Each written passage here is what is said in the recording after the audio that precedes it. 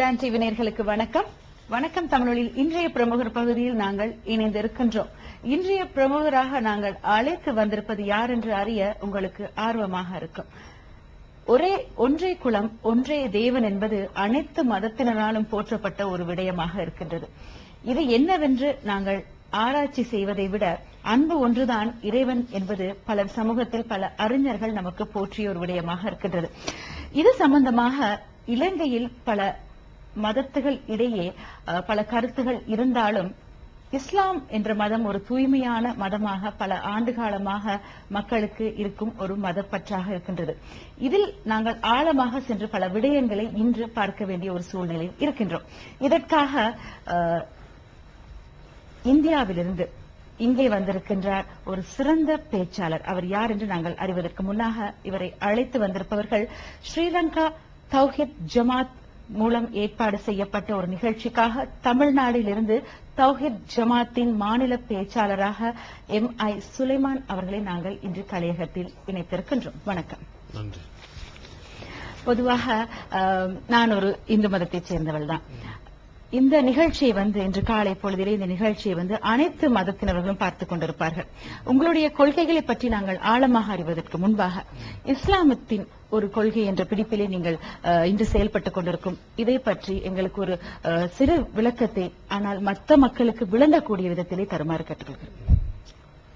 இஸ்லாத்தினுடைய அடிப்படையாக இஸ்லாம் என்றால் என்ன, அதனுடைய போதனைகள் என்ன, அதனுடைய கொள்கை என்ன என்பதை பற்றி ஒரு சிறிய அளவில் நான் சொல்கிறேன். இந்த இஸ்லாமிய மார்க்கத்தினுடைய மிக முக்கியமான ஒரு அடிப்படை ஒரே ஒரு இறைவன் மட்டும்தான் இருக்கிறார். அந்த இறைவன் தான் இந்த உலகத்தை படைத்தான். இந்த உலகத்தில் இருக்கக்கூடிய மக்களையும் அவன் தான் படைத்தான். மற்ற உலகத்தில் உள்ள எல்லா உயிரினங்களையும் படைத்து பரிபாலிக்கக்கூடியவன் அவன் ஒருவன் மட்டும்தான்.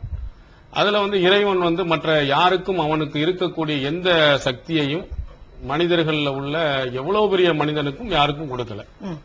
குறிப்பாக அந்த இறைவனுடைய பிரதிநிதிகளாக இறைவனுடைய சட்டங்களை எடுத்து சொல்ல இந்த உலகத்திற்கு வருகை தந்த இறை தூதர்கள் நிறைய பேர்கள் வந்திருக்கிறாங்க. அந்த அவர்கள் தான் இந்த இறைவனுடைய கட்டளையை இந்த மக்களுக்கு எடுத்து சொன்னவர்கள். அப்படிப்பட்ட அந்த இறை தூதர்களுக்கு கூட அந்த இறைவனுடைய சக்தி கிடையாது. இஸ்லாத்தினுடைய இது ஒரு சுருக்கமான ஒரு வாசகம் குர்ஆன்ல சொல்லணும். லா ஷரீக லஹு, அவனுக்கு இணையாக எதுவும் கிடையாது. மனிதனும் கிடையாது, எதுவுமே இந்த உலகத்தில் உள்ள எந்த பொருளும் கிடையாது. அப்ப அவன் ஒரு சூப்பர் பவர் சக்தி. அவனுக்கு பக்கத்துல கூட யாரும் எந்த மனிதர்களும் எந்த உயிரினங்களும் கூட நெருங்க முடியாது. அப்படி நம்பிக்கை கொள்ள வேண்டும் அப்படிங்கிறது இஸ்லாத்தினுடைய மிக முக்கியமான ஒரு அடிப்படை. அதுல அந்த இறைவனுக்கு நிகரான நிலையில் யாரும் எந்த ஒரு மனிதனையோ எந்த ஒரு பொருளையோ நீங்கள் நினைத்தீர்கள் என்று சொன்னால் அது மிகப்பெரிய ஒரு பாவமாக இஸ்லாம் கருதுகிறது. இறைவனுக்கு இருக்கக்கூடிய சக்தி மாதிரி ஒரு மனிதனுக்கு இருக்கு. இப்ப இறைவன் நம்ம அனைவர்களையும் கண்காணித்துக் கொண்டிருக்கிறார். நம்ம இங்க இருந்தாலும் சரி, மறைந்திருந்தாலும் சரி, எந்த உலகத்தில் எந்த பகுதியில் இருந்தாலும் இறைவனுக்கு தெரியும் என்று நினைக்கிறோம். இதே மாதிரி ஒரு மனிதனுக்கு இருக்கிறது. மனிதனாக இருக்கக்கூடிய ஒருவர் பெரிய மகானா இருக்கிறார். அவர் என்ன செய்கிறார், நம்ம இங்க இருந்தாலும் அவருக்கு தெரியும், வெளியில இருந்தாலும் தெரியும் அப்படின்னு நினைத்தோமையானால் அவரும் அந்த பவர் உள்ளவரா இருக்கிறார் நினைச்சோம்னா அது மிகப்பெரிய ஒரு பாவம். அது இறை தூதராக உதாரணம் முகமது நபிக்கே தெரியும் என்று நீங்கள் சொன்னாலும் கூட அது மிகப்பெரிய ஒரு பாவம். அது இறைவனால் மன்னிக்க முடியாத ஒரு பாவம்ங்கிற அளவுக்கு இஸ்லாம் சொல்கிறார். ஆனா இறைவனுக்கு இருக்கக்கூடிய எந்த சக்தியில ஒண்ணு கூட மனிதர்களுக்கு கிடையாது அப்படின்னு முழுமையாக என்ன செய்ய வேண்டும், நம்பிக்கை கொள்ள வேண்டும். இரண்டாவதாக அந்த இறைவனுடைய வழிகாட்டு முறை எதை விரும்புகிறான், இறைவன் இந்த உலகத்துல மனிதன் எப்படி நடக்க வேண்டும் என்று விரும்புகிறான் என்பதை சொல்வதற்கு தான் இந்த இறை தூதர்கள் வந்தாங்க. அந்த இறை தூதர்கள் நிறைய பேர், ஆதம் நம்ம சொல்றோம், அவங்களில் இருந்து நிறைய பேர் வந்திருக்காங்க. இறுதி நபியாகத்தான் முகமது நபி வந்திருக்கிறாங்க. ஆமா, அந்த முகமது நபியினுடைய வழிகாட்டுதல், அந்த வழிகாட்டுதல் என்ன சொல்லப்பட்டிருக்கிறதோ அதை என்ன செய்யணும், முழுக்க முழுக்க நம்ம பின்பற்ற வேண்டும். என்னுடைய முன்னோர்கள் சொன்னார்கள், எங்களுடைய ஊருடைய பழக்க வழக்கங்கள் இப்படி இருக்கிறது, அதெல்லாம் பேசவே கூடாது. அந்த முகமது நபி சொன்னதை அப்படியே 100% அப்படியே பின்பற்றி நடக்க வேண்டும் என்பதுதான் இஸ்லாத்தினுடைய கொள்கை. அதுல ரெண்டு முக்கியமாக ஓரிரை கொள்கையை பின்பற்றணும். அந்த ஓரிரை கொள்கையை கொண்டு வந்த இறை தூதனுடைய வழிமுறைகள், மனிதன் பிறப்பில் இருந்து இறக்கின்ற வரையிலையும் எப்படியெல்லாம் நடக்கணுங்கிறத முகமது நபி சொல்லி இருக்கிறார். அந்த அவர் சொன்னபடி நடக்கணும். ஆனா முஸ்லிம்கள்ல பரவலாக இந்த இப்படி பொதுவா சொன்னோம்னா ஏத்துக்குருவாங்க. ஓரிரை கொள்கைன்னு ஆமா நாங்களும் ஒத்துக்கிறோங்குவாங்க. முகமது நபியை பின்பற்றீங்களான்னா பின்பற்றுவோம்னு சொல்லுவாங்க. ஆனா செயல்பாடுகள்ல அப்படி அவங்க பின்பற்றது இல்ல. உதாரணத்துக்கு சொல்ல வேண்டுமானால் இந்த வரதட்சணை இது வந்து எல்லா சமூகத்திலையும் பரவலாக சிறந்த அறிவாளிகளா இருக்கக்கூடியவங்க இருந்து சொன்னாங்க. இந்திய அரசாங்கம் கூட என்ன செய்யறது, வரதட்சணை கொடுமை என்று சொல்லுகிறது. வரதட்சணை வாங்கினா அவங்க மேல வழக்கு கூட பதிவு செய்யப்படுகிறது, தண்டனை முதற்கொண்டு இருக்கு. ஆனா முஸ்லிம்கள் சொல்லிக் கொண்டு இருப்பவர்கள் என்ன செய்யறாங்கன்னா வரதட்சணை வாங்கி தான் திருமணம் முடிக்கிறாங்க. ஆனா இஸ்லாத்துல எடுத்துக்கொண்டா பெண்ணுக்கு தான் ஆண்கள் கொடுக்கணும்னு சொல்லுது, குர்ஆனும் சொல்லுது, முகமது நபியும் கொடுத்திருக்கிற ஒரு திருமணத்தை ஒரு பெண்ணை நம்ம முடிக்க வேண்டுமே ஆனால் அந்த பெண் எவ்வளவு தொகையை கேட்கிறாங்களோ அந்த தொகையை நாங்க கொடுக்கணும். பெண்ணுக்கு வந்து நகை ஒரு 100 பவுன் நகை வேண்டும், அப்பதான் உங்களை நான் கல்யாணம் முடிப்பேன் அப்படின்னு சொன்னாங்கன்னா நீங்க 100 பவுன் ஒரு மணமகனாக இருக்கக்கூடிய 100 பவுன் கொடுக்கணும், கொடுத்துதான் முடிக்கணும். அவங்க இருந்து வாங்கக்கூடாது. இது இஸ்லாத்தினுடைய அடிப்படை. அது இல்லை என்றால் திருமணமே செல்லாது. அந்த பெண்ணு வந்து கேட்டது கொடுக்கல அப்படின்னு சொன்னாங்கன்னா அவங்க தர முடியாதுன்னு சொன்னாங்கன்னா திருமணம் ரத்து பண்ணிடலாம், சேர்க்க முடியாது அவங்க. அதனால எவ்வளவு வேண்டுமானாலும் கேட்கலாம், பேரம் பேசி பார்க்கலாம், கொஞ்சம் குறைச்சு கொடுங்க போன்னு கேட்கலாம். அப்படி இல்லைன்னா வேற பெண்ணை முடிச்சுக்கிற வேண்டியதான். இந்த அளவுக்கு சொல்லுது இஸ்லாம். ஆனா என்ன எப்படி மாத்தி செய்யறாங்கன்னு சொன்னா ஆண்கள்கிட்ட பெண்கள்கிட்ட போய் பணத்தை கேட்கறாங்க. இது ஒரு உதாரணத்துக்காக வேண்டி முகமது நபியுடைய நடைமுறைகள் இது ஒண்ணும். அதே மாதிரி நான் உதாரணம் முன்னாடியே சொன்ன ஓரிரை கொள்கை வந்து இஸ்லாத்தினுடைய உயிர்நாடின்னு சொன்னோம். அதுல அந்த கபரு வணக்க வழிபாடுகள், நீங்க இறைவன் ஒருவனுக்கு மட்டும் தான் எல்லா சக்தி இருக்குன்னு நம்பணும்னு சொன்ன பிறகு முஸ்லிம்கள் சிலர்கள் என்ன செய்யறாங்கன்னு சொன்னா கபர்கள், இந்த மகான்கள் கபர் அந்த அடக்கத்தலம், அந்த அடக்கத்தலத்துல போய் நீங்க அந்த கோயில் மாதிரி அவங்களும் வச்சு கட்டி வைத்துக் கொண்டு அந்த வாழ்ந்த நல்ல மனிதர்களா சில ஆள் இருக்கிறாங்க, அவங்களுடைய அட்ரஸ் தெரியாதவங்களும் சில இருக்காங்க, அவங்கள்ட்ட போய் எங்களுக்கு அதை கொடுங்க இதை கொடுங்க குழந்தையை தாங்க அப்படின்னு போய் அங்க போய் கேட்கறாங்க. அப்படி கேட்டால் என்ன பொருள் ஆகுறதுன்னு சொன்னா அவர் இன்னும் சாகாமலே இருக்கிறா, கேட்டுக்கிட்டே இருக்காரு. நித்திய ஜீவன் அப்படின்னு சொன்னா எப்போதும் உயிரோடு இருப்போம் இறைவன் மட்டும்தான். அந்த சக்தியை கொண்டு போய் என்ன செஞ்சாங்க, அங்க கொடுத்துறாங்க. அது ஒண்ணு. இரண்டாவது, எல்லா மொழியையும் கேட்கக்கூடிய ஒரு சக்தி இருக்குன்னா இறைவனுக்கு மட்டும்தான். நீங்க உங்களுக்கு ஒரு 4 மொழி 5 மொழி தெரியலாம்.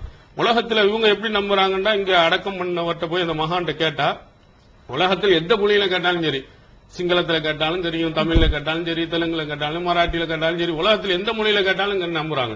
அது இறைவனுக்கு மட்டும் உள்ள தகுதி.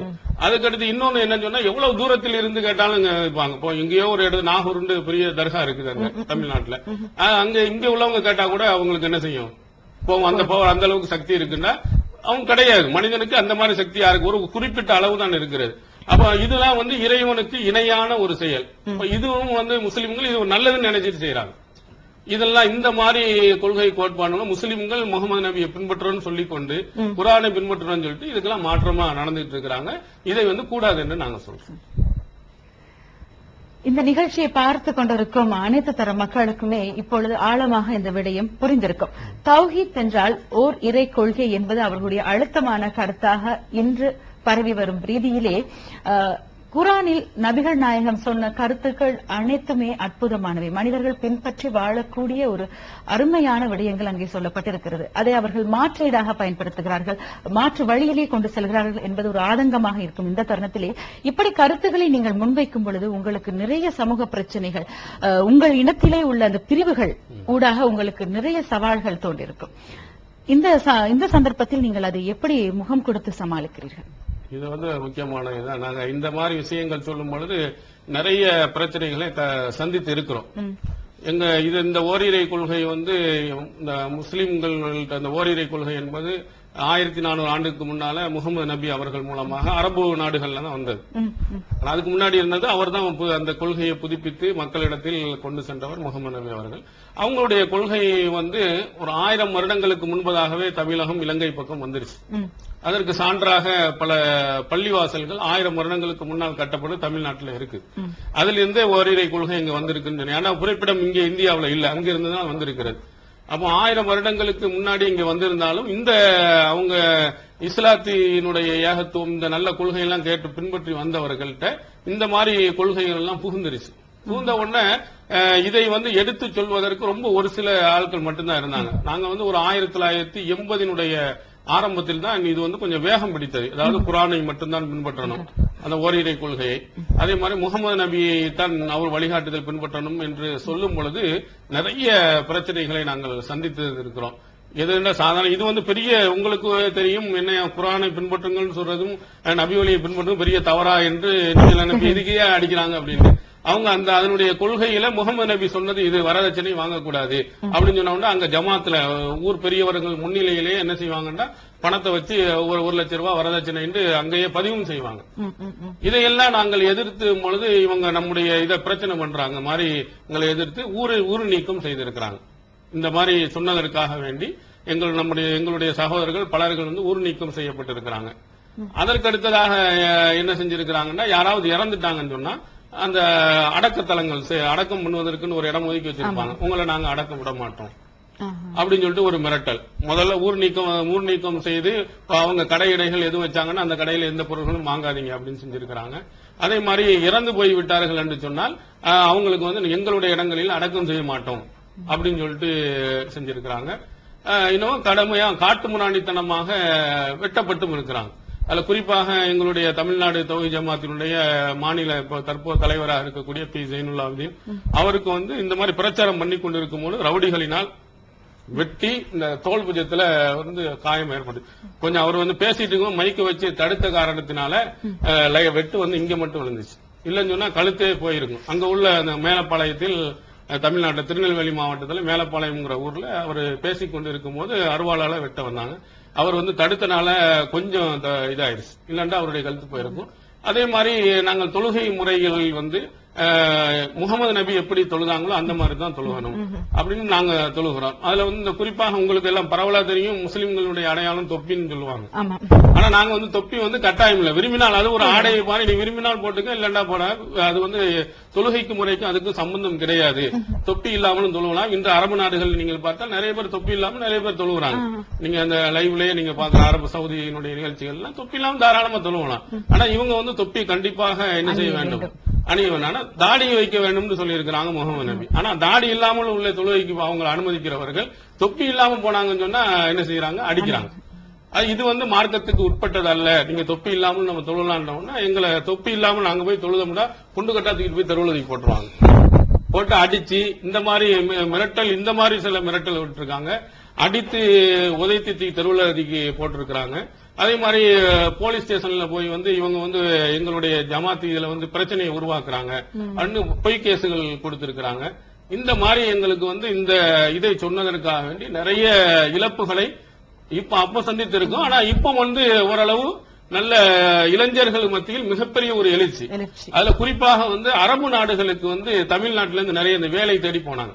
இலங்கையில மாதிரி இப்போ அங்கேயும் வந்து நிறைய போகும்போது அங்க பார்த்தாங்க அரபு நாடுகள்ல வந்து பரவாயில்ல இந்த தர்காங்கிறதே கிடையாது. எங்கேயுமே வந்து பெரியவர்களுக்கு அடங்கு செஞ்சு அங்க போய் கையேந்திட்டு கேட்கிற அந்த வழி அங்கதான் இஸ்லாம் தோன்றியதுன்னு நம்புபவர்கள் போய் அங்க பார்க்கும்போது அப்படி இல்லை.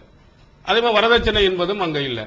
அதே மாதிரி தொழுகை முறைகள் எல்லாம் வந்து இவங்களுக்கு மாற்றமாக அங்க இருக்கிறது. அப்ப நிறைய பேர்கள் அங்கே போய் பார்த்துட்டு நாங்கள் சொல்வது கரெக்ட் தான் அப்படின்னு சொன்னனால இப்பொழுது வந்து நிறைய தமிழகத்தினுடைய எல்லா பகுதிகளிலேயும் எங்களுடைய ஜமாத்தினுடைய கிளைகள் இருக்கிறது.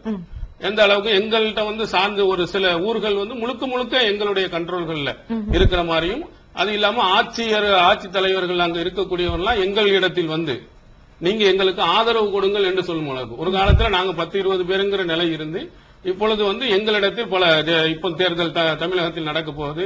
ஜெயலலிதா சார்பாக வந்து எங்கள்கிட்ட பேசினாங்க. கருணாநிதி அவங்க சார்பாக வந்து எங்கள்கிட்ட பேசியிருக்கிறாங்க. மற்ற கட்சி தலைவர்கள்லாம் எங்களுக்கு ஆதரவு தர வேண்டும் என்று எங்களிடத்தில் வந்து கேட்கும் அளவுக்கு மிகப்பெரிய ஒரு வளர்ச்சியை எங்களுக்கு இறைவனுடைய உதவியால் கிடைத்திருக்கு. ஆனால் இதற்கு வந்து நிறைய தியாகங்கள் நாங்க செஞ்சிருக்கோம். இந்த இதை சொன்னதுக்காக அடி உதவியில் இருந்து நிறைய இதை நாங்க வாங்கியிருக்கோம். பெரிய எழுச்சி மாநாடுகள் நாங்க நடத்திருக்கிறோம். தஞ்சை மாவட்டத்தில் தஞ்சையில வல்லம் என்ற பகுதியில ஒரு பெரிய மாநாடு. அந்த மாநாடு இதுன்னா முஸ்லிம்கள்ல ஏகத்துவ கொள்கை நாங்க சொன்ன கொள்கையை மட்டும் சொன்னவர்கள் மட்டும் அந்த போட்ட பிரம்மாண்டமான இடம் நிறைந்து வழிந்தது. இருக்க இடம் முடியாத அளவுக்கு மிகப்பெரிய ஒரு வெற்றியை தந்தது. அது இல்லாம மற்றவர்களுக்கும் சேர்த்து எங்க கொள்கை இல்லாதவர்களுக்கும் கல்வி வேலை வாய்ப்புல இடஒதுக்கீடு வேண்டும் என்பதற்காக ஜூலை 4 ஏறத்தாழ ஒரு 15 லட்சம் பேர்கள் கூடி அது எங்களை நம்பக்கூடியவர்களா ஆயிட்டாங்க. நாங்க அதுல வந்து தௌஹீது கொள்கை உள்ளவர்களுக்கு மட்டுமல்ல முஸ்லிம்கள் சொல்லக்கூடியவர்களுக்கெல்லாம் வேலை வாய்ப்புல வந்து ஒரு 10% தமிழகத்தில் இடஒதுக்கீடு தேவை அப்படின்னு ஒரு பிரம்மாண்டமான ஒரு பேரணி சென்னை சீரணி அரங்கத்தில் நாங்க நடத்தினோம். தீவுத்திடல்ல நடத்தினோம். மிக பிரமாணம். அங்க வந்து இடமே இல்ல, இனிமேல் வந்து உங்களுக்கு இந்த இடத்தை நாங்கள் தரமாட்டோம் என்று போலீஸ் சொல்லிட்டாங்க. அவங்க உங்களுக்கு இதுக்கு இந்த அவ்வளவு ஒரு ராஜீவ் காந்தி, சோனியா காந்தி அவங்களுக்கு எல்லாம் அந்த தீவுத்திடல்ல அந்த இடத்தினுடைய பாதி பகுதி தான் போடுவாங்க. அங்க இருந்த மேடை நடக்கும். நாங்க ஆக கடைசி கொண்டு போய் போட்டோம். போட்டோம்னா அங்க இருந்த மேனேஜர் முதற்கொண்டு சொன்னாங்க, என்ன இவங்க அவ்வளவு பெரிய ஆட்சி கட்சிக்காரங்களுக்கு வராத கூட்டம், இவங்க கொண்டு போய் அங்க கொண்டு போய் போடுறாங்களேன்னு சொன்னாங்க. அதையும் தாண்டி அந்த இடமெல்லாம் நிறைஞ்சு வழிஞ்சது. அந்த இது எல்லாரும் மக்கள் நேரடியா பார்த்தாங்க. அந்த அளவுக்கு இறைவனுடைய உதவியா நாங்கள் இப்பொழுது வந்து மக்களிடத்துல ஒரு நல்ல ஒரு எழுச்சியாகவும் நாங்க ஒரு நம்பிக்கைக்குரியவர்களாகவும் இப்ப ஆகிறது. தௌஹீத் என்ற அந்த கொள்கை மக்களிடத்திலே பரப்பும் பொழுது ஆண்டவனுக்கு கூட சந்தோஷம் தான் இல்லையா? அதனால்தான் இன்று அவர்களுடைய அந்த மதத்தின் கொள்கை வெற்றி பெற்ற ஒரு ரீதியிலே நடைபெற்றுக் கொண்டிருக்கின்றது. உங்கள் இஸ்லாம் மதத்திலே நிறைய பிரிவுகள் இருக்கின்றது. உதாரணமாக இந்த தௌஹீத் ஜமாத், அதே நேரத்தில் ஜமாத்தே இஸ்லாம் என்று பல பிரிவுகள் உள்ளடங்கப்பட்டிருக்கின்றது. இவர்களுக்கு நீங்கள் விளக்கம் கூறும்போது கூட சில பிரச்சனைகள் நீங்கள் முகம் கொடுத்தீர்கள் என்று கூறியிருந்தீர்கள். ஆனால் ஏன் இத்தனை பிரிவுகள் உங்கள் மதத்துக்குள் உள்வாங்கப்பட்டிருக்கின்றது? இது முஸ்லிம்கள் என்ற இருக்கக்கூடியவர்கள் குர்ஆன் ஹதீஸை மட்டும்தான், குர்ஆன் நபியினுடைய வழியை தான் பின்பற்றணும் இருந்தாலும் பல அமைப்புகள் இருக்கத்தான் செய்யறாங்க. ஜமாத் இஸ்லாமி, தப்லீக் ஜமாத், சுன்னத்துல் ஜமாத், இப்படி பலர்கள் இருக்கிறாங்க. ஆனா அவர்களுடைய அடிப்படை கொள்கை வந்து இதைத்தான் ஏத்திருக்காங்க. யார்கிட்ட கேட்டாலும் நான் முன்னாடி சொன்னதை போன்று ஏத்திருப்பாங்க. ஆனால் அவர்களுடைய அணுகுமுறைகள் இருக்குது, அது வந்துதான் தவறுதலா இருக்கு. அதனால அவங்க ஒரு தனி இதாக பிரிஞ்சிருக்கிறாங்க. உதாரணத்துக்கு ஜமாத்தே இஸ்லாமி அப்படின்னு சொன்னீங்கன்னா, தீனை நிலைநாட்டுங்கள், பிரிந்து விடாதீர்கள். இஸ்லாத்தை வந்து நிலைநாட்டணும், ஆனா பிரியக்கூடாதுன்னு ஒரு நல்ல தத்துவத்தை எடுத்து வச்சிருப்பாங்க. பிரியக்கூடாதுன்னா என்ன சொல்லுவாங்கன்னா, சிறிய விஷயங்களை எல்லாம் மக்கள்கிட்ட போய் சொல்லிடக்கூடாது. பெரிய விஷயங்களாக இருக்கக்கூடியது மட்டும்தான் நம்ம சொல்லணும். உதாரணத்துக்கு தொழுகை முறை இருக்குன்னா, அந்த தொழுகை முறையில அவங்க எப்படி வேணாலும் சொன்னாலும் தொழுதுட்டு போயிருங்க. அது முகமது நபி இப்படித்தான் கரெக்டா தொழுதாரு அப்படின்னு போய் நீங்க சொல்லாதீங்க. அதனால பிரச்சனை பண்ணாதீங்க. நாங்க வந்து அந்த மாதிரி சொல்றது இல்ல. இவங்க இந்த மாதிரி சொல்லிக் கொள்கிறாங்க. அதே மாதிரி இணை வைப்புன்னு நம்ம சொல்ல பெரியக்கூடிய பெரிய விஷயங்கள் மட்டும் நீங்க அதை சொல்லுங்க. முதல்ல இஸ்லாத்தினுடைய ஆட்சியை கொண்டு வந்துருவோம், அதுக்கு பிறகு இதையெல்லாம் நம்ம சரி செஞ்சுக்கலாம் அப்படிங்கிற ஒரு கோட்பாடுகளை அவங்க கொண்டு இருக்கிறாங்க. அதே மாதிரி தப்லீக் ஜமாத் என்று சொன்னால் அவங்க ஒரு 6 விஷயங்கள் எடுத்து வச்சுக்கிறாங்க. இந்த 6 விஷயங்களுக்கு தாண்டி நம்ம எதையும் போகக்கூடாது. குறிப்பாக வந்து தவறுகள் வந்து சுட்டி காட்ட மாட்டாங்க. ஒரு முஸ்லிம்கள் இப்ப உதாரணத்துக்கு நான் தர்கா வழிபாடு அது ஓரிரை கொள்கைக்கு எதிரானதுன்னு நான் சொன்னேன். அந்த கபரை இப்போ வணங்குவது அவங்க போவாங்க, அவங்க பள்ளியில் எல்லா இடங்கள்லயும் போய் மக்களை பூரா தொழுகைக்கு அழைப்பாங்க, அது ஒரு நல்ல பணியை செய்வாங்க. ஆனா இந்த மாதிரி ஒரு நடக்குத அதை கண்டிக்க மாட்டாங்க. அதே மாதிரி வரதட்சணை என்ற கொடுமை இருக்க, இதை வந்து கண்டிக்கணுமே, சமூக சீர்கேடுகள் இருக்க, அதை கண்டிக்கணுமே, கண்டிக்க மாட்டாங்க. இந்த அடிப்படையில் தான் அவங்க பிரிந்து போயிருக்கிறாங்க. நாங்கள் என்ன சொல்றோம்னா, நீ முகமது நபியை ஏற்றுக்கொண்டோம்னு சொல்லிட்டா, குர்ஆனை ஏற்றுக்கொண்டா அதை 100% நீங்க பின்பற்றுங்க. ஏன்னா ஆத்துல ஒரு கால் சேத்தில் ஒரு கால் அப்படிங்கிற மாதிரி இங்க கொஞ்சம் அங்க கொஞ்சம்னு வைக்காதீங்க. 100% கரெக்டா பின்பற்றுங்க. இதுல என்ன இடையூறுகள் இருக்கிறது, இதுல வந்து என்ன தவறுகள் இருக்கிறது, நல்ல 100% பின்பற்ற முடியும். பின்பற்றி காட்டினாரா இல்லையா முகமது நபி தன்னுடைய வாழ்நாள்ல இதை அப்படியே செயல்படுத்தி காட்டினார். அதனால்தான் இறைவன் வந்து மனிதனை தூதுவராக அனுப்பினான். இல்லைன்னா வானவர்கள் அவங்கள மாதிரி ஆட்கள் அனுப்பியிருக்கலாம். அப்ப 100% பின்பற்றிய ஒரு முறையை நீங்க ஏன் பின்பற்ற முடியாது, இந்த விஷயத்தை எல்லாம் ஏன் பேசக்கூடாது அப்படின்னு நீங்க சொல்றீங்க அப்படின்னு சொல்லிட்டு அவர்களில் இருந்து நாங்கள் பிரிஞ்சிடும். அதுல வந்து நாங்கள் சொல்வது 100% அப்படியே பின்பற்றணும். தனிப்பட்ட மனிதனுக்கு ஒரு நாள் முடியவில்லையானால் விட்டுட்டு போகலாம். ஆனா உங்களுடைய கொள்கை வந்து இந்த விஷயத்தை இப்ப பேசக்கூடாது, இந்த விஷயத்தை அப்பவும் பேசக்கூடாது அப்படின்னு நீங்கள் நடக்காதீங்க. 100% முகமது நபியினுடைய இதை நீங்க பின்பற்றுங்க. அதனாலதான் இந்த மாதிரி பிரிவினை தெரியும். இதே நேரத்தில் உங்களுடைய இந்த இஸ்லாமின் பழக்க வழக்கத்திலே முகமது நபிகள் அந்த காலத்திலே பெண்களுக்கு அதிக மதிப்பு, அதிக உரிமைகளை வழங்கிய காலம் உண்டு. நான் ஒரு விடயத்தில் ஒரு கதையை நான் கேட்ட பொழுது, முகமது நபிகள் வயது போன ஒரு பெண் பாதையில் சென்று கொண்டிருக்கும் அவருடைய மூட்டையை தான் தூக்கி சென்று அவருக்கு உதவி செய்தாராம். அப்பொழுது இவருக்கு யார் உதவி செய்வதென்று பெண்ணுக்கு தெரியாதாம். பார்த்தா அவர்கள் முகமது நபி அவர்கள். அவ்வளவு ஒரு சிறந்த மனிதர். பெண்களுக்கு பல அமைப்புகள், பல நல்ல வழிகளை காட்டியிருந்த பொழுதும் மற்ற மதத்தினிடையே ஒரு கொள்கை இருக்கின்றது, அதாவது ஒரு எண்ணம் இருக்கின்றது. இஸ்லாமை பொறுத்தவரையிலே பெண்கள் அடக்கப்படுகிறார்கள். அவர்கள் பள்ளிக்கு செல்வதோ அல்லது வேற விடயங்களில் ஈடுபடுவதோ அவர்கள் அடக்கப்படுகிறார்கள். அவர்களுக்கு தவறுகள் செய்யும் இடத்திலே அங்கே பல சாட்டை அடிகள் அவர்களுக்கு வழங்கப்படுகின்றது. இது இஸ்லாம் மதத்திலே அதிகமாக இருக்கின்றது என்பது பல மதத்தினுடைய கருத்தாக இருக்கின்றது. இங்கே நீங்கள் வலியுறுத்த போகும் உண்மை என்ன? அதாவது இஸ்லாத்துல வந்து பெண்களுக்கு உரிமை கொடுக்கப்படவில்லை அப்படிங்கிற மாதிரி ஒரு தோற்றம் இருக்கிறது, பரவலாக மீடியாக்கள்ல சொல்லப்படுது. ஆனா உண்மையிலேயே நீங்க 1400 ஆண்டுகளுக்கு முன்னால் பெண்களை எப்படி நடத்தியிருந்தாங்க, முகமது நபி எப்படி நடத்தினார் அப்படின்னு நீங்க பாத்தீங்கன்னா கண்டிப்பாக முகமது நபி கொடுத்த அளவுக்கு எந்த உரிமையும் வேற யாரும் கொடுக்கவில்லை என்றுதான் சொல்லணும். ஏன்னா ஒரு சில விஷயங்களை மற்றும் அதை அரைகுறையாக அவர்கள் சொல்வதன் காரணத்தினால் இப்படி ஒரு தோற்றம் ஏற்பட்டிருக்கிறது. ஆரம்ப காலத்துல, அன்றைய காலத்துல ஒரு பெண் குழந்தை பிறந்ததுன்னா, முகமது நபி காலத்துல பெண் குழந்தை பிறந்தாலே அவங்களுடைய முகம் கருத்து விடுவதாகவும், ஏன்னா இந்த மாதிரி ஒரு இழிபிறவியை நாம் வைத்துக் கொள்ளலாமா என்று நினைப்பதாகவும் குர்ஆன் சொல்லுகிறது. அவங்க நினைச்ச முறையை சொல்லுது. இதா பிஸ்ராஹதும் பில் உன்சா லல்ல வஜஹு முஸ்வத்தா வஹுவ கலீம் அப்படின்னு குர்ஆனுடைய டெக்ஸ்ட்ல சொல்லப்படுது. அதை சொல்லும்போது கூட இறைவன் எப்படின்னா ஒரு நற்செய்தி சொல்லப்பட்டால்னு இறைவன் சொல்லுகிறான். ஒரு பெண் குழந்தை பிறந்தது என்ற ஒரு நல்ல செய்தி சொல்லப்பட்டால் அவனுக்கு என்ன முகம் கருத்துருது, ரொம்ப கோபமாயிடுறான். இந்த பெண்ணை எப்படி வச்சுக்கிறதா அல்லது உயிரோடு புதைத்து விடுவதா? புதைத்து இருக்கிறாங்க. பெண் குழந்தைக்காக வேண்டி புதைத்த ஒரு நிலை அங்கு இருக்கும் பொழுது இறைவன் சொல்லுகிறான், நீ இந்த குழந்தையை மறுமையில் எழுப்பப்பட்டு நீ எந்த பாவத்துக்காக வேண்டி கொல்லப்பட்டாய் நான் விசாரித்து அதுக்கு கடுமையான தண்டனை கொடுப்பேன்னு குர்ஆன்ல சொல்றோம். அப்ப அந்த காலத்துல அவ்வளவு மோசமான இருந்த காலகட்டத்தில் பெண் குழந்தையை மனிதனாகவே மதிக்கவில்லை. அந்த மாதிரி ஒரு மோசமான நிலையில் இஸ்லாம் பெண் குழந்தை என்பது ஒரு நற்செய்தி என்று குர்ஆன் அழகா எடுத்து சொன்னது. அதை பெண் குழந்தை, 2 பெண் குழந்தைகளை நல்ல முறையில் பராமரித்து நல்ல ஒழுக்கங்கள் கொடுத்து கல்வியை கொடுத்து வருவார்களே ஆனால் அவங்க சொர்க்கத்தில் இருப்பார்கள். நாங்க மறுமையில் இங்கே இஸ்லாத்தினுடைய முஸ்லிம்களுடைய ஒரே நோக்கம் என்னன்னா மறுமையை இன்னொரு ஒரு வாழ்க்கை இருக்கிறது. அந்த வாழ்க்கையில இறைவன் நல்லவர்களுக்கு சொர்க்கம் என்ற பதவியை தருகிறான், தீயவர்களுக்கு நரகம் என்ற தண்டனையை தருகிறான்னு நாங்க நம்புறோம். அதுல சொர்க்கம் என்ற அந்த உயர்ந்த பதவிகள் நிறைய செய்யணும். அதுல 2 பெண் குழந்தைகளை நீ பராமரித்து நல்ல ஒழுக்கங்களை கற்பித்து இந்த திருமணம் முடித்து வைப்பாயானால் உனக்கு சொர்க்கம் இருக்குங்கிற அளவுக்கு அந்த பெண்ணை நல்ல முறையில் கவனிங்கள் என்று சொன்னவர்கள் முகமது நபிகள் தான். அதே மாதிரி இன்னொன்னு சொல்வார்கள், அவங்களுக்கு திருமணத்துல ஒழுங்கான இது கொடுப்பதில்லை, ஆடு மாடு மாதிரி கட்டி வச்சிடறாங்க. இஸ்லாத்துல அப்படி இல்லை. ஒரு கன்னி பெண்ணாக இருந்தாலும் சரி, விதவை பெண்ணாக இருந்தாலும் சரி, அவங்க அனுமதி இல்லாமல் திருமணம் முடிக்கப்படக்கூடாது என்று முகமதினுடைய உத்தரவு.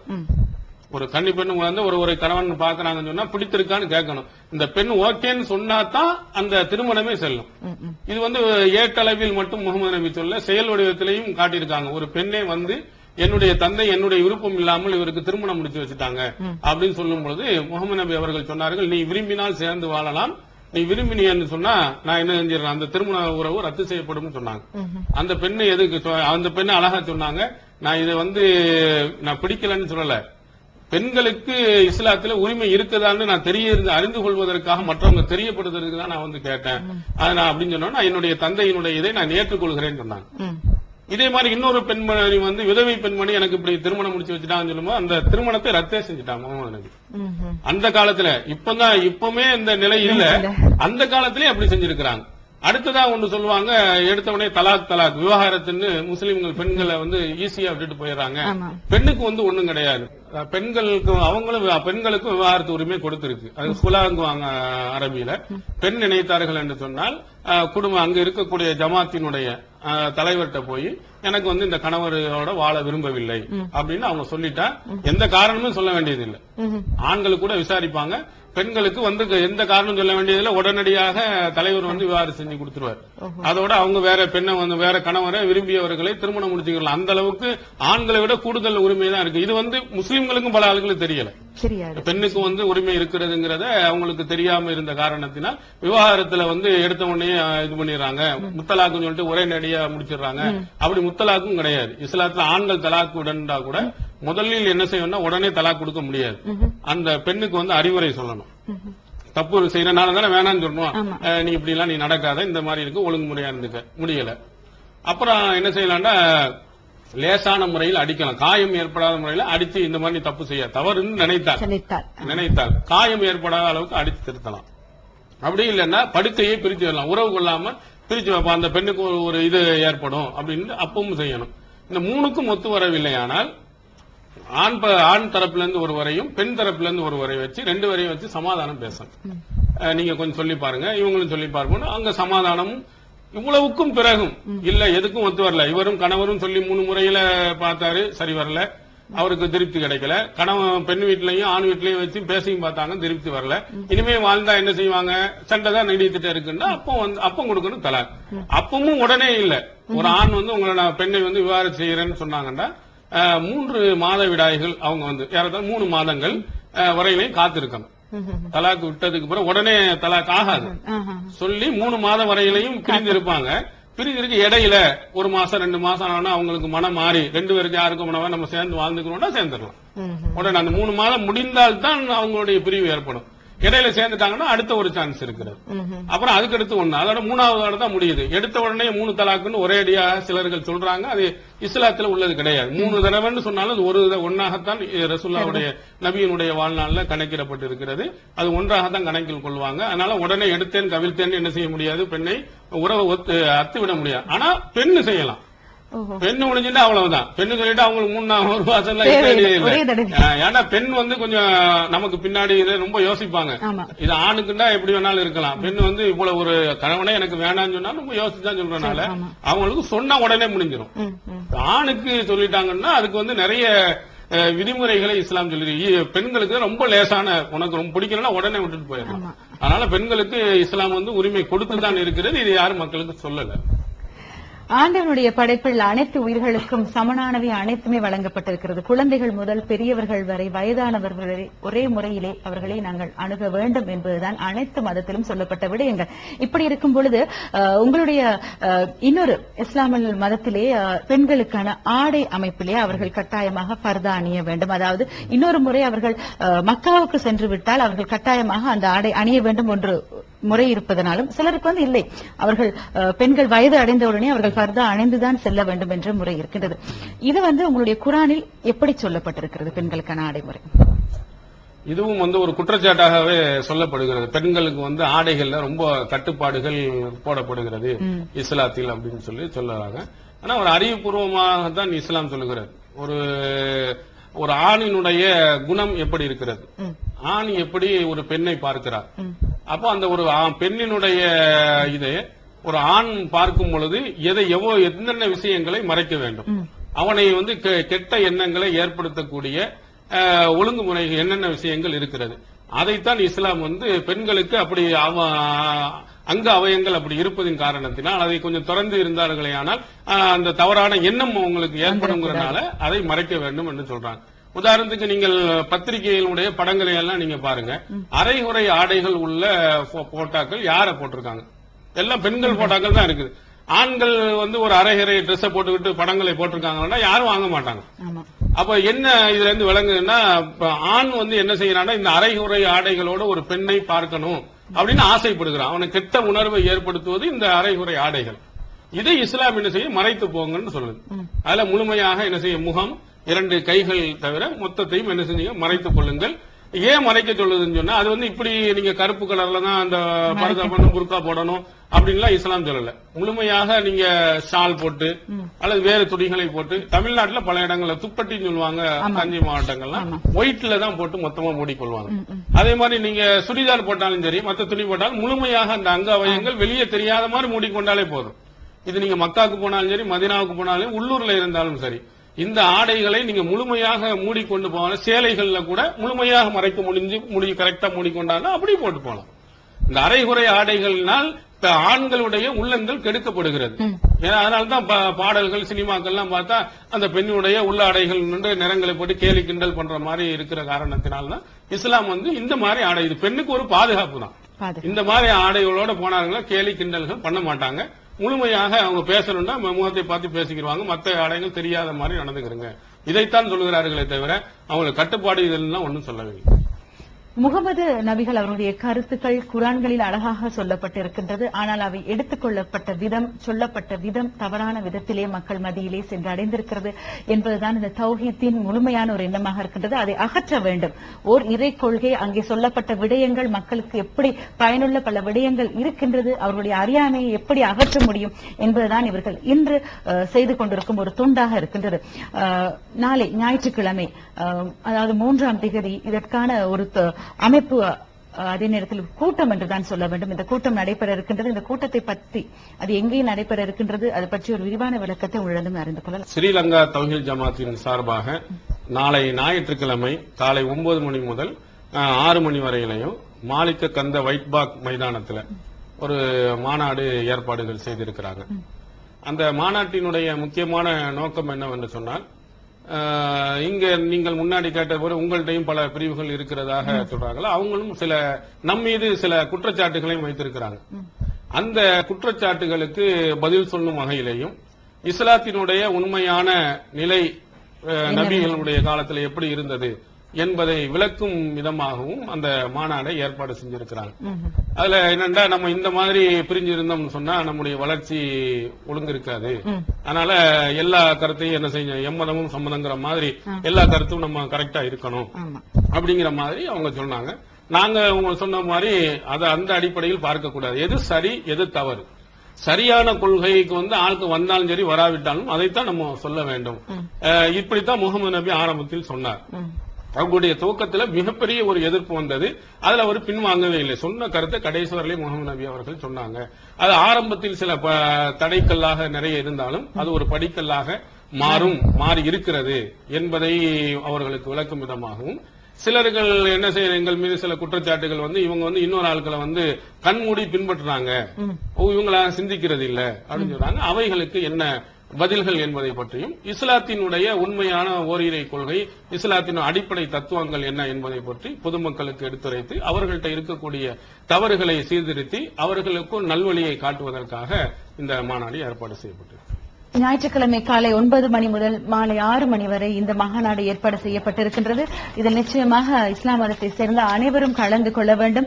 காரணம், இஸ்லாமத்தின் தூய்மையான மார்க்கத்தை நீங்கள் இங்கே அறிந்து கொள்ளலாம். நீங்கள் அந்த மதத்தில் இருந்தாலுமே உங்களுக்குள்ள சரியா தவறா என்ற கருத்துக்களை, முரண்பாடுகளை இங்கே அவர்கள் தீர்த்து வைக்க உங்களுக்காக காத்துக் கொண்டிருக்கிறார்கள். ஸ்ரீலங்கா தௌஹீத் ஜமாத் அவர்களுடைய ஏற்பாட்டினால் தமிழ்நாட்டிலிருந்து தௌஹீத் ஜமாத்தின் மாநில பேச்சாளராக இங்கே வந்திருக்கும் MI சுலைமான் அவர்களையும் நீங்கள் சந்திக்கும் இருக்கும் சந்தர்ப்பம் உங்களுக்கு காத்துக் கொண்டிருக்கிறது. அதனால் தவறவிடாதீர்கள். இந்த சந்தர்ப்பத்திலே டான் டிவிக்கு நல்ல பல தகவல்களை எங்களுக்கு தந்ததற்காக கலையகத்தின் சார்பாக உங்களுக்கு நன்றிகள், வாழ்த்துக்கள். வணக்கம். SS கோகநாதன் கலையகத்திலிருந்து ஒளிபரப்பு நடந்து கொண்டிருக்கின்றது. மீண்டும் மற்றொரு பிரமுக நிகழ்ச்சி அனைவரையும் சந்திக்கும் வரை விடைபெற்றுக் கொள்கிறேன். நன்றி, வணக்கம்.